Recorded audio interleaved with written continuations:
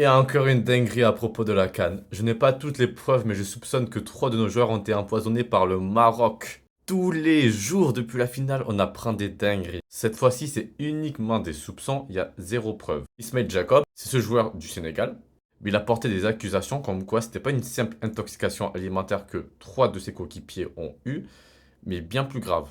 On parle d'empoisonnement. C'est lui qui dit ça. Les 3 joueurs sont ceux-là. Ils n'ont pas pu jouer la finale de la CAN par rapport à leur état de santé. Les joueurs sont Dieng, Diatta et Matassar. Moi, je les connais pas au niveau du foot, je les connais pas trop. Il dit qu'il ne s'agissait pas d'une simple intoxication alimentaire avec vomissement ou autre. Ces 3 joueurs se sont réellement effondrés, c'est très effrayant.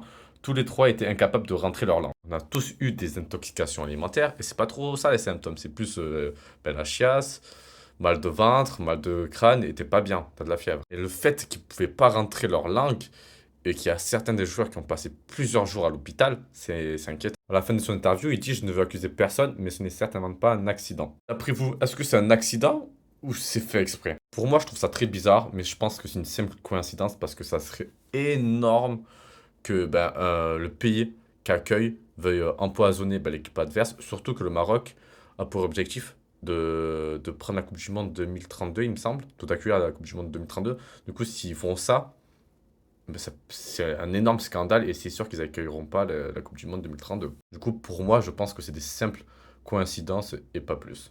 À voir.